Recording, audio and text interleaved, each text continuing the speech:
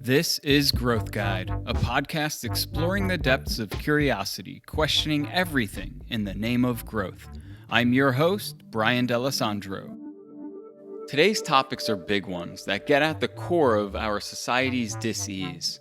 We cover money, health, agriculture, and more. We go deep looking at the systemic issues that are destroying our planet as well as our collective psyches. We look to nature for models of living systems that express harmony and a spirit of interconnectedness.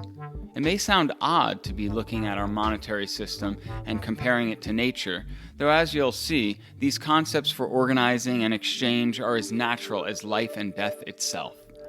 My guest today is Christopher Lindstrom, a regenerative economist committed to helping transition the economy from a paradigm of extraction to one of regeneration. He's had an interest in and passion for the area of alternative monetary systems and local currencies since 2002. In 2003, at the Schumacher Center for a New Economics, he organized a major international conference called Local Currencies in the 21st Century. This involved roughly 300 participants from 17 countries in the discussion of a movement that was quickly gaining recognition.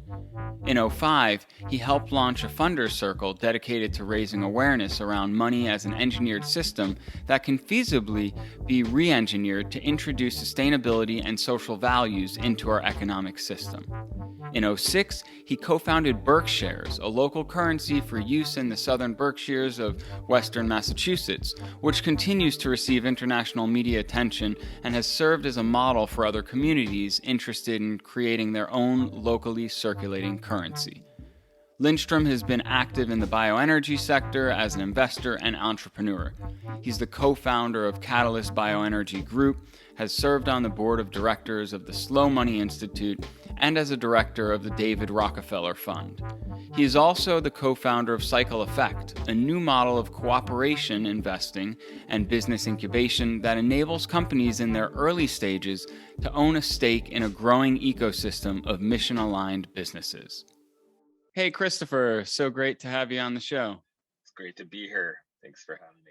Of course, this was one of those situations where we connected to have our pre-call, and I almost wanted to stop the conversation because we were getting into so many amazing topics, and I just wish that we were recording. I think we'll be able to tap back into some of that magic. Let's start.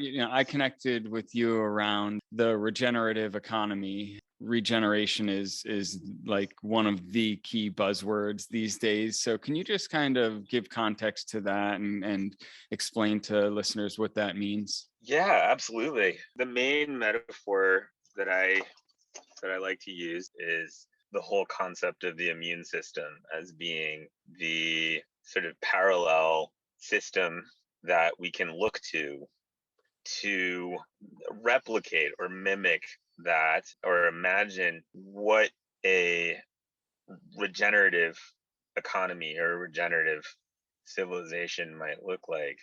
The immune system clearly is, critical to our capacity to stay alive. It's also involved in helping us kind of rebuild and regenerate our bodies.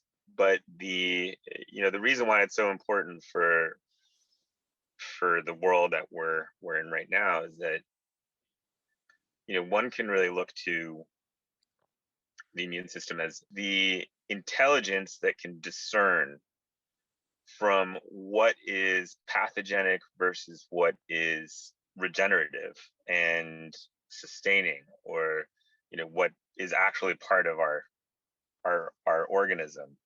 That intelligence is like built into our bodies. And so illness is not so much a matter of the pathogen, because we have pathogens all around us, in us, all the time.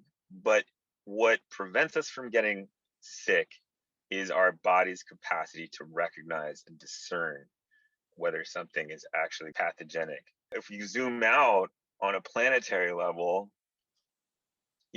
right now, it's very clear that the Earth is sick. The Earth is has a fever. And what has been causing that is a certain kind of human activity. It's not all human activity, but it's a certain kind of human activity that has been driven by what I think of as a kind of cultural and psychological virus that has been infecting a certain contingent of the human population for several thousand years, that is defined by, in the same way that a virus does not know when to stop growing, our civilization has this property of not knowing when to stop growing in relationship to the biosphere's capacity to absorb the metabolism of that growth.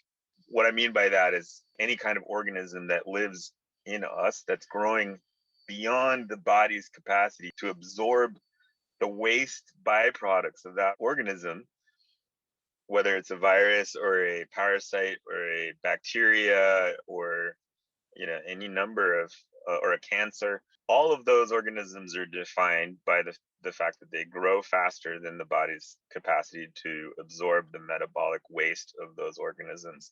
And we're functioning in the same way. We are growing faster than the planet's capacity to absorb our metabolic waste. The antidote to that lies in our capacity to be, first and foremost, in the same way that the immune system is the first safeguards, the first point of health. And the immune system, a healthy immune system, is defined by its capacity to discern, which is, on a human level, is our capacity to discern, which really lies in awareness. It lies in consciousness. It lies in our ability to think outside of the programming, the indoctrination, the cultural and the psychological warfare that is taking place all the time, that is being propagated by this virus, this psychological, spiritual, energetic virus that is taken over. We're all infected by it because we're living in tune and basically lockstep with the dictates of a program that is compelling us to consume and eat and reproduce way more than what the planet can absorb. That notion of overconsumption it's such the whole metaphor I love pulling from, natural living systems, and in looking at consumption and overconsumption alone, it speaks so much to the dis-ease that we're suffering from. You look at the fast food and buffet mentality of quantity over quality, and eating more than, it's not about nutrition, it's not about absorbing that and to put that energy to good use. It's feeding an underlying addiction, which I believe, and you could look at the great work of like Gabor Mate and Thomas Hubble that speak around trauma. These are underlying traumas that are sitting in our collective consciousness and in our individual bodies and psyches that we're responding to. And one of the brilliant aspects of this design, because there is a design to this, is that we're able to be controlled by it while still believing that we're in control. And that, I think, is a really important distinction, because this is, I mentioned this quote last time: you can't wake someone who's pretending to be asleep. I think there's a lot of truth in here. We know deep down, whether it's consciously or subconsciously, that these things aren't right, that our tools are using us. We're not wielding them with a set of values and principles that are in harmony with the greater good and the greater universe or nature. The whole Yeah, the whole, exactly. That oneness, as we'll definitely get into. That awareness, that realization and acceptance is I think that first step in order for us to start this healing process. Because that's the great thing about it. It can just as easily be corrected as it has been brought about. Yeah, and it only requires, some very small, like kind of simple shifts in our perspective and in our awareness. I feel like it really starts there.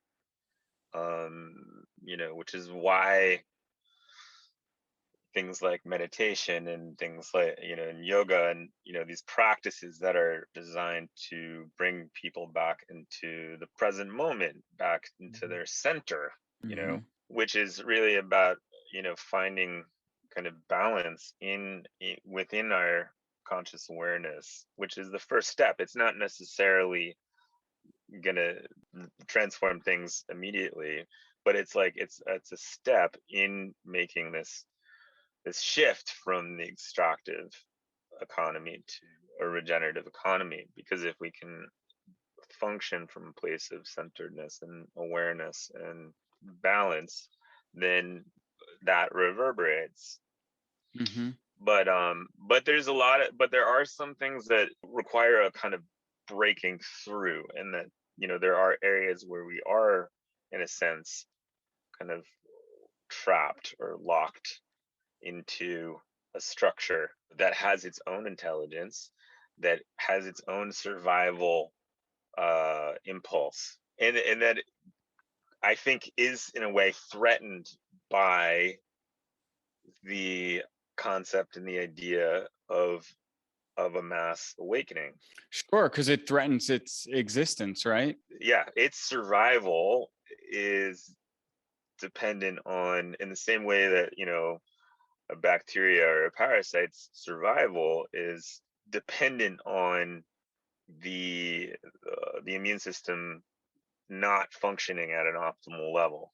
The immune system has to be a little bit dulled down and a little bit asleep.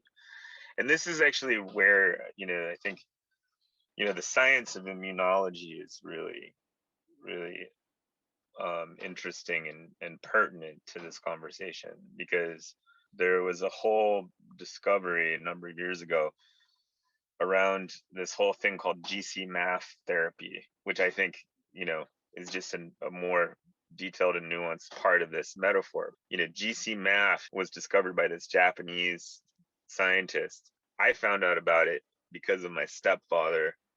My stepfather had these college friends who had terminal cancer, and they were told they were going to die within several months by the doctors. Their cancer had gotten to late stage, and they were referred to this doctor, Yamamoto, who, you can look up online. There's a whole book about his research, but he discovered that there is a compound, a protein called GC-MAF, that's responsible for waking up the immune system, for basically stimulating the immune system to it's like the fire alarm. A fire department cannot put out a fire without getting an alarm, without getting a signal that there's a fire. And GC-MAF is kind of the same way.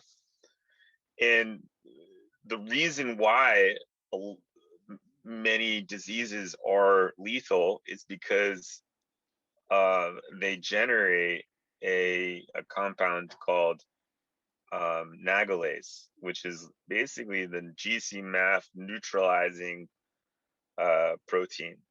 So there's often a war in the body between GC-MAF and nagalase, where the pathogen is generating a kind of this protein that is deactivating or depressing the body's immune system, so that the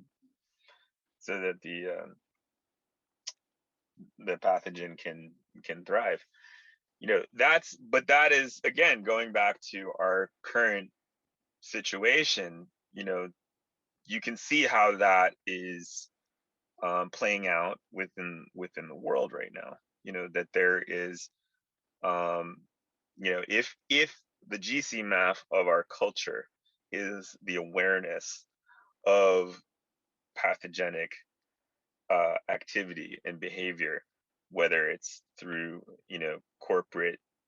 corporations abusing their power, or governments abusing their power, or just an awareness of these patterns and these trends of social and environmental abuse, and then looking at what are the causes of that, what are the root causes of that, where do those abuses start.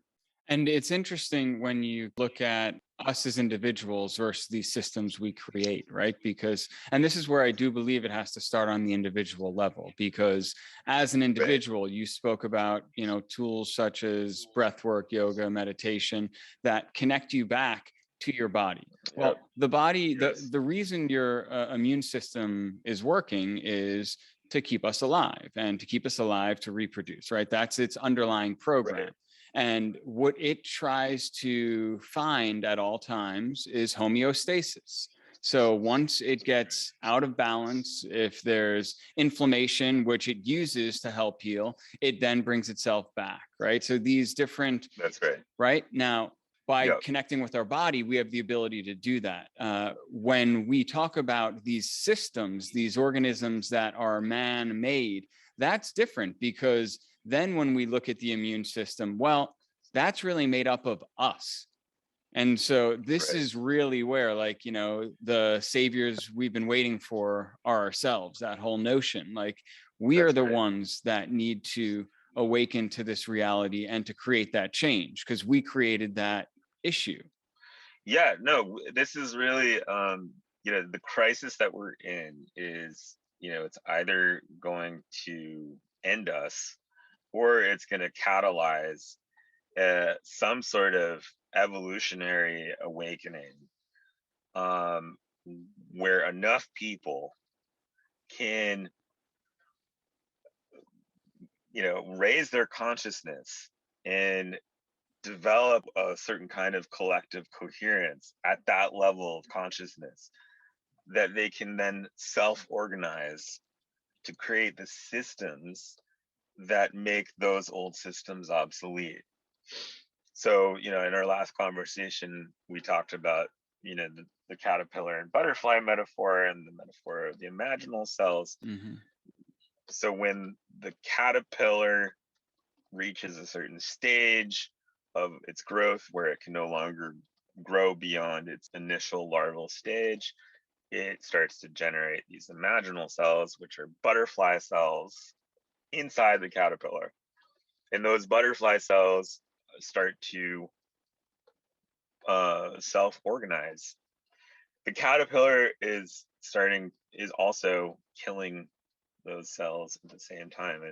Its immune system is reacting to the new system because it's foreign. It's not recognized. However, at a certain point, the caterpillar has to go through that stage, that phase of metamorphosis. Famed tipping point. The dichotomy is that we don't know that we're changing into it. It's kind of the cosmic joke, because we came from somewhere before here, right? Whatever your belief system is, we came from somewhere, and we knew that when we were coming here. Yet once we're born into this world, we forget that, and we oftentimes forget where we're going, just like the caterpillar forgetting that their destiny is to become the butterfly. That's right. Yeah, and we forget that we're just cells in a larger body, and that our lives are such a small fraction of the life of this larger organism that we call the planet Earth. That we are part of a larger body, and that we are representing the stage of a phase of evolution where planet Earth is now at a point where, if we can transcend this unconscious extractive growth phase which is very similar to the phase of the caterpillar, which is very consumptive. It's all about eating and growing. The hungry caterpillar, right? The larval caterpillar, right? It's fat. It's just constantly eating. And that's what we've been doing, so that is just another kind of metaphor that we can use to kind of gain some perspective around what is happening or what could be happening on a planetary level, that we could be really the larval phase of an evolutionary trajectory where human beings represent the emergence of a kind of planetary intelligence. That planet Earth is in a way going through its own phase of conscious evolution, as Barbara Marx Hubbard called it. You know who she is, right? No, I don't think I do. So she's one of the founders, or the people who kind of popularized the notion of conscious evolution, which is the idea that human beings at our current tipping point represent an evolutionary impulse of the planet to become consciously co-creative, so that we are now at a point where we have the capacity, if we break out of the unconscious patternings and we tap into our creative potential and our capacity to be kind of self-regulatory while also kind of tapping into those creative tendencies, we can consciously direct our evolution. We can consciously participate in evolution, which is a really kind of amazing idea. So she up until she died, was sort of talking about that idea, trying to get people to kind of reorient themselves out of the fear of something being wrong, to the notion that there is this this evolutionary potential within the crisis that we're experiencing. She would say our crisis is a birth. Mm-hmm. And I resonate with that, and that's kind of my own personal feeling and belief around the way that I like to think about the crisis that we're in, is that it represents the potential for being born into a new civilization, a new species, in a way.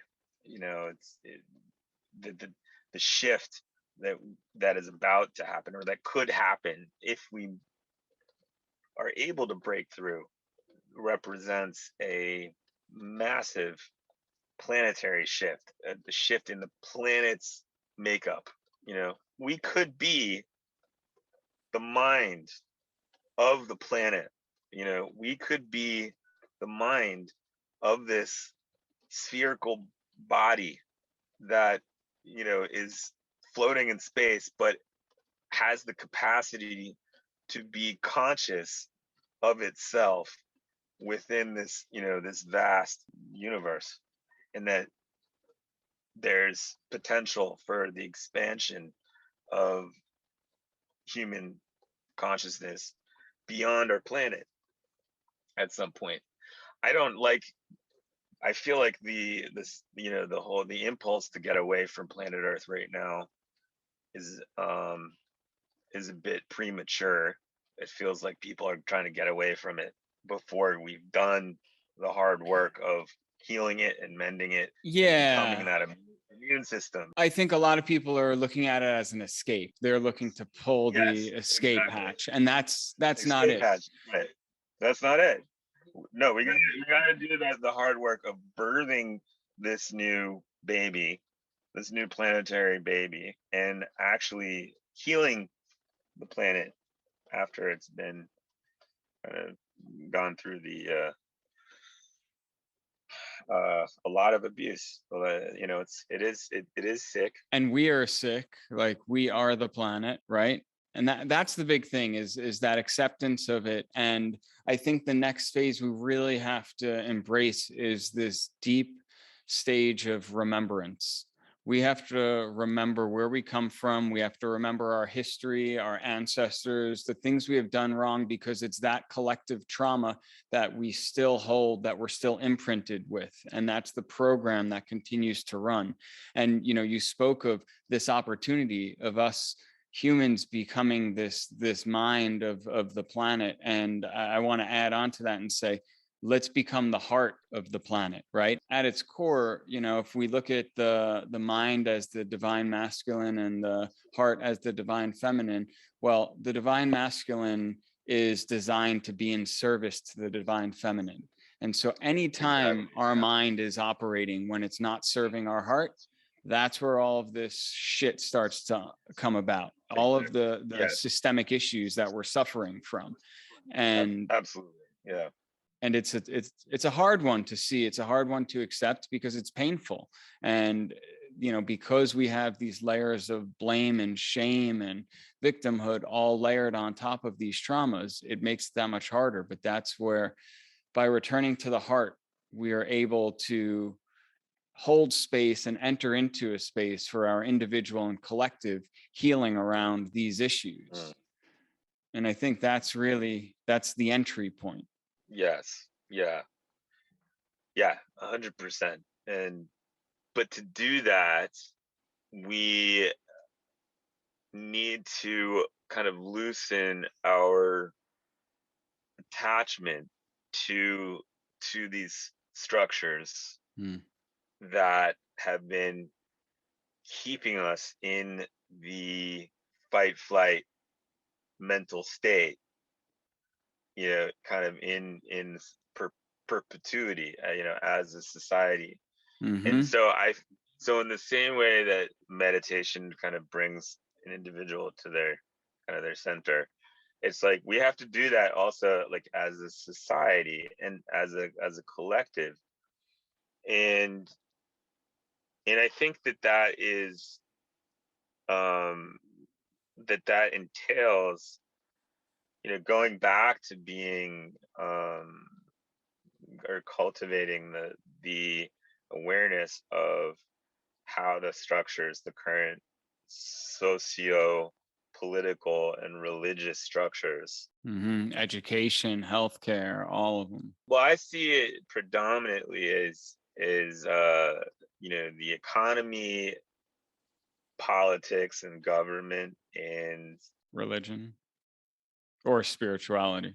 Well, I think spirituality is the inverse of religion. Religion is the institutional, exoteric kind of expression of spirituality, right? In the same way that the economy or money is an externally facing expression of the natural flow of life force within an ecosystem, right? It's like when we're exchanging money, that money is a symbolic representation of the flow of energy, which happens with or without money. But the money, in the same way that religion is externalizing the idea of a divine being, money is externalizing the idea of this natural flow of life force. Yeah, controlling access to it. And therefore the externalization becomes, when you externalize it, that's when you can get into this loop of power and control, right? It is the same. It's the same principle as what you were talking about with, in terms of the masculine feminine dynamic, because masculine ultimately is an external facing principle. The feminine is the internally facing principle. But our systems, our societal systems, are dominated by these externally focused systems. So there's money, religion, and then government is also kind of the externalization of laws of, which is a kind of, parallels the internal natural order and natural laws of the universe. Human beings have externalized those laws into the written word, where we have to write everything down. We have to put everything out there into a codified kind of jargony language that then connects to this system of threatening violence to keep people to adhere to these laws, which don't necessarily correlate with the actual laws of nature and the universe and of spirit. So like all of these three systems, if we can become aware of how they're keeping us trapped in this kind of this system of patriarchy, of over masculinization, or over externalization of our experience, then we can start to do the work collectively of figuring out what is the proper balance. How can we pull our energy back out of these systems that are ultimately extracting our energy and pulling us into these imbalanced systems, these externalized systems, overly externalized systems. I mean, because ultimately it's not about external versus internal. It's about finding the balance. It's about finding a healthy, breath from, between the inner and the outer. And the understood relationship between the two. Right. Understood relationship between the two. But right now we're like we're kind of stuck in this, this one side of the equation. So I think that this process of building collective awareness of how these externalized systems have been compromising our true center, right? Our true core, our true self, to our hearts, and then create the kind of the spiritual, governmental, and economic structures that can be more attuned or more balanced with that, with the frequency or the coherence of that deeper, more intimate connection to our own true self, and then having that be reflected in the social, socioeconomic, and spiritual structures that we create. Yeah, I think you hit on a really important part of the how in there, and I think that's because it's such a daunting task, right? Even if you do find awareness of the issues with these systems, they're so large, ever present, and ever controlling. How do you break free, right? Becomes that plight. Right. And I believe it's a very small experience at a time. Once you can experience it just a little bit, you then know it to be possible. And I think this whole pandemic has unfolded and given us this great gift of recalibration throughout it. That's where I do think this falls into the larger evolution and transformation that we're all going through as a planet. And so everyone who's all of a sudden working from home, who might have been micromanaged and command and controlled, well, they all of a sudden had some sense of freedom and autonomy, even if it's just to manage their schedule and how they're going to work and what that environment looks like. That's empowering. And I think when we start seeing how we could put these practices in place, we could then start parlaying it just one level up and say, okay, well, how could I apply this here or there? And then you start acknowledging, identifying where there's some ask that is just out of harmony with what you believe to be your truth and your best way of living, working, being healthy, learning, whatever it may be. And so I think that's the opportunity. Find small ways to experience it and cultivate it. Treat it like you're lighting a fire out in nature. It starts really small, and protect the conditions and feed it and nurture it so that it could grow larger. And I think that's our role and responsibility on the individual level, because you spoke about this struggle that's going on, of this that wants to emerge, and the potential of what it could look like, which is glorious. But on the other hand, if this struggle takes place, and it's taking place, like no doubt about it, right now, currently. And so if the old systems win, it's naturally going to double down. It's going to get stronger from that victory.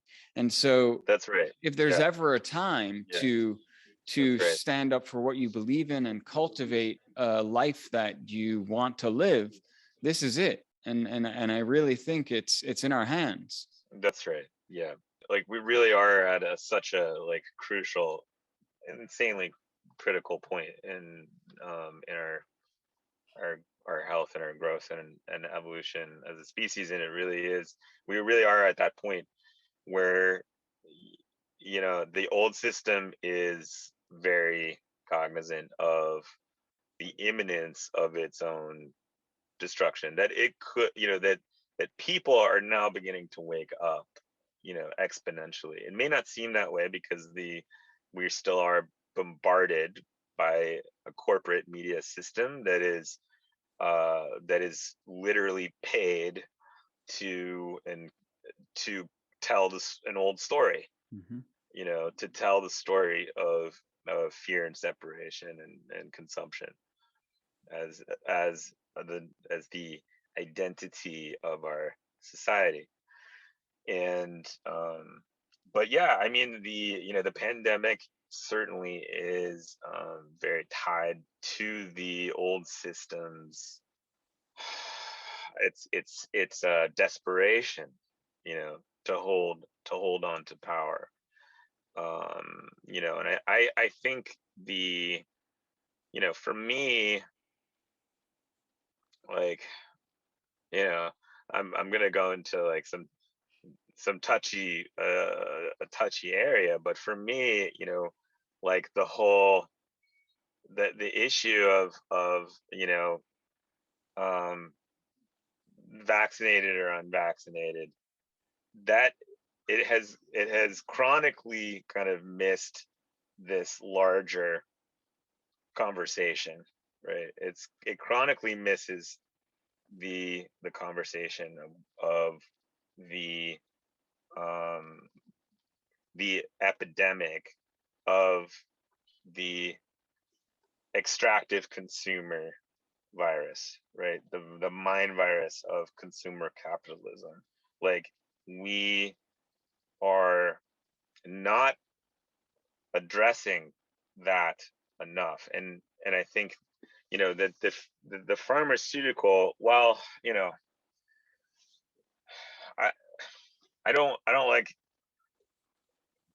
identifying as anti or pro anything, but I do feel like that there's not enough scrutiny and not enough kind of objectivity around the ramifications of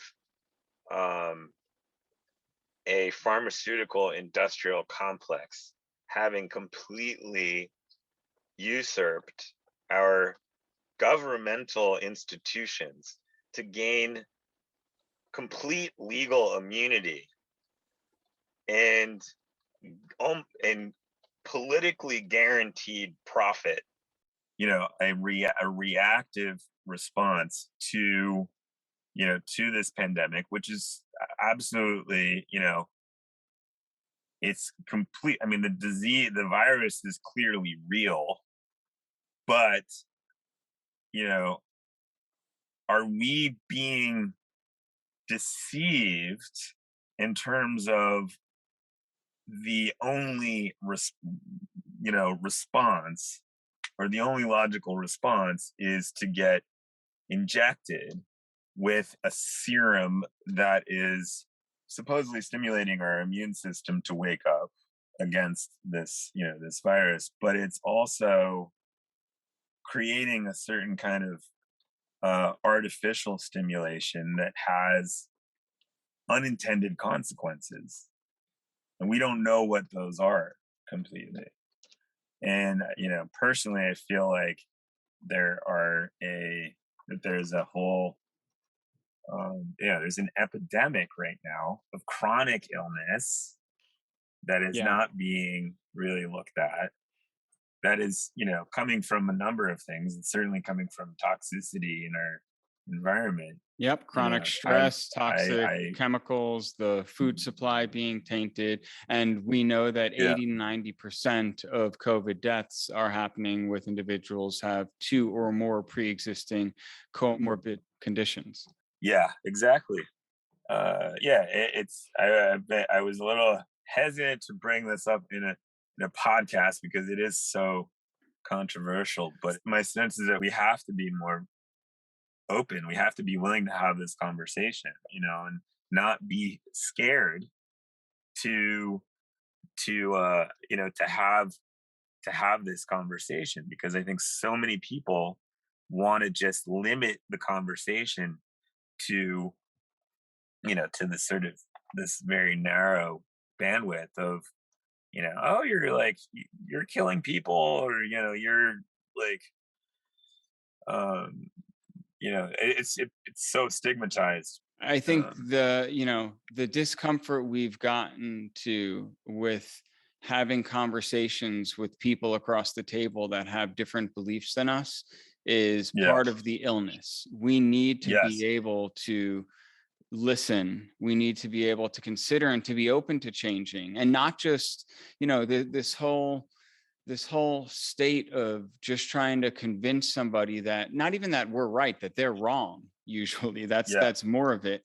And then going and conducting, research where we have confirmation bias, and we're just finding data that's going to prove what's right. But what you also talk about, a lot of this is the current human nature of dealing with symptoms and not getting down to the cause. And I think this is a perfect example of it, like pro-vax, anti-vax, even the fact that they get put into such diabolical, hyperbolic categories. It's much more nuanced than that. And that's just another device of divide. What we need to be doing is exploring and discussing and figuring out solutions. Like you said, this pre-existing, illness and health deterioration of our society, and the US being the leaders. And there is so much scientific data. Then, a big one we're not talking about is the chronic stress that our society is suffering. You spoke about, right, just being stuck in fight or flight. That's it. It's when we're in that sympathetic nervous system, our bodies, and it's a binary switch. It's not like, oh yeah, I'm a little stressed, but I'm okay. It's like, no, if your body is in fight or flight, your body is not able to heal. It's not able to take care of itself, bring it back to homeostasis, have a healthy immune system. So the basic functions that ensure its survival are broken down. And so then we get hit with a virus, which is not that remarkable of a virus. If you look at what a virus could be, as far as how deadly it could be, this isn't that bad on that spectrum. But the fact that we're suffering so much from it, a big part of it is our pre-existing deterioration of health, and that's what needs to be addressed. And that's not about fighting or arguing, about who's right or who's wrong. That's actually what we have as a society that needs healing, and the conversation is not happening around it. That's right. because it threatens the systems that profit That's from right. it. And that's That's the right. problem, right? That's right. Yeah. I mean, it feels like there's no question in my mind that, that the vaccination protocol going on right now is like one of the largest kind of profit power grabs, that we've ever seen. I mean, it's a kind of globally organized, kind of corporate power grab. And even if you remove agenda from it, right? Like it's Right. still, just look at the amount of dollars that are being generated by the companies that are producing this. So forget about any agendas or motives, it's just this is huge global business. Exactly. Yeah. It's huge global business, and it's a, it's just one of those areas that the corporate system has found an Achilles heel, or a soft spot, an entry point into the psyche of mass consciousness.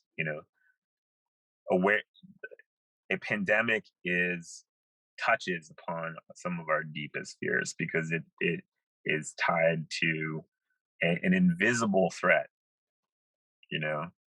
and that is and that stimulates our fight, flight, or freeze amygdala response. We go, our our uh, our creative brain gets Shut off. shut down, and our reactive brain is like, takes over, and we go, and we are, we look for the safest exit, survival is survival. And if we are, bombarded as we are by this narrative that, this is our escape, this is our pathway back to normalcy, this is our way to, to go back to the comforts of our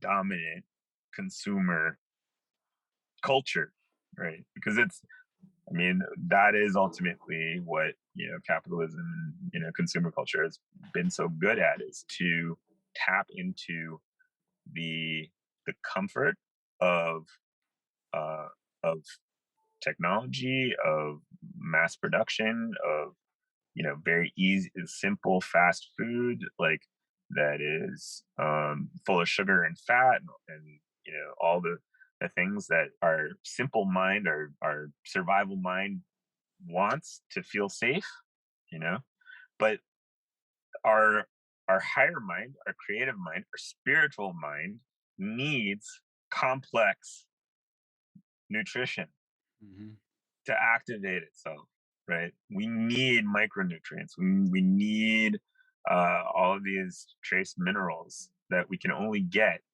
from plants that have deep roots into the soil, rich soil, from clean air,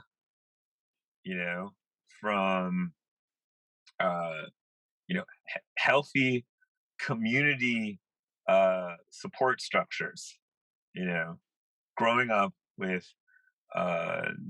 where you have multiple families that are caring and responsible for children, so that, so parents are not kind of feeling like they are solely responsible for taking care of their kids. It's stressful, and it's not designed to be that way. It's not designed to be that way. Right now, like, parents are often alone unless you outsource, your kids to institutions, and, which then again go back into this pattern of training and indoctrinating, programming, and subjugating, programming kids to get used to these artificial environments, and a system of thinking and learning that is very compartmentalized, that is very linear, very divorced from the whole, from from the reality of nature and the gifts of the individual. And yes, and the gifts. That's exactly right.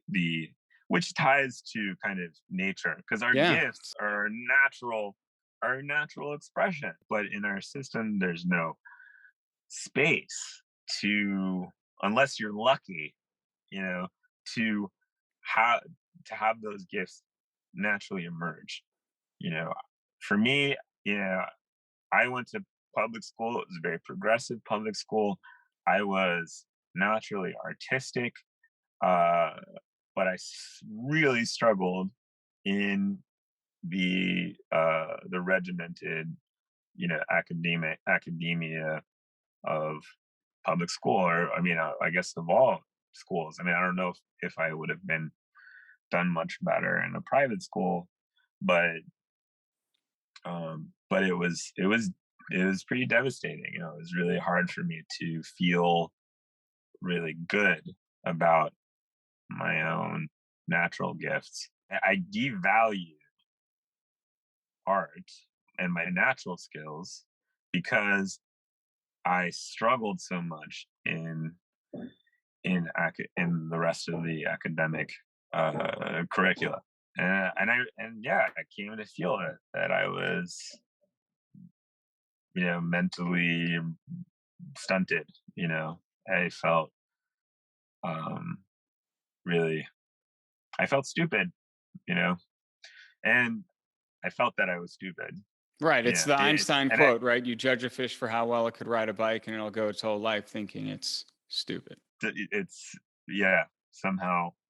Yeah, I experienced the same thing as a creative and sensitive kid, and who was always in the arts. And for me, it was like celebrated, but at the same time, it was always, oh, that's sweet, but what are you going to do in the real world? Right? Yeah, exactly. The bigger thing at play here is, as long as the environment is competitive, where it's set up in a structure where if I win, you lose, it doesn't allow for celebrating others' gifts and supporting them. And we know, like, all the science supports that we are interdependent as people. We're an interdependent species, and we don't self-regulate. That is a big falsehood. We co-regulate. Yes. And so when we can't be there supporting each other, well, we're not just hurting ourselves, we're hurting the other, and vice versa. And so that's a critical part as well. We need to be able to celebrate the gifts in someone else, because that benefits us as well, right? That's the Ubuntu concept. Yeah. It's a mutually reinforcing psychology. It's like the more that we can accept and hold space for other people to find their gifts and to naturally come into themselves and their in what they love, what they love to do, to discover what they love to do, that space is opened up for ourselves and vice versa. And that's beautiful. This notion of holding space, I think, is really important right now as well, because it happens in all ways, shapes, and forms, and all sizes, from the smallest to the largest. And that notion of holding space for someone who is going through something, whether they're realizing something they want to change, or they're hurting from something, or they're leaving something old and starting anew, just the idea of holding space for it and having the ability to work through it with others, I think that's going to be a big part of how we transcend and transform from this current state. That's right. 100%. I think what we might have talked about in our last conversation, which we didn't touch upon, was getting deeper into the whole concept of regenerative agriculture and the role that plays. We talked a little bit about nutrition, but I think that that is like one of the fundamental shifts. If we can create a paradigm shift in how we grow food, so that we're growing food that is symbiotic with the rest of the planet, with the rest of life and is supporting the health of the ecology that we're part of, that's how we start to become the immune system. Yeah. And it's not even just supporting, it's actually restoring, it's healing it. So restoring, yes. That's the beauty. Supporting the natural system's capacity to regenerate and heal itself.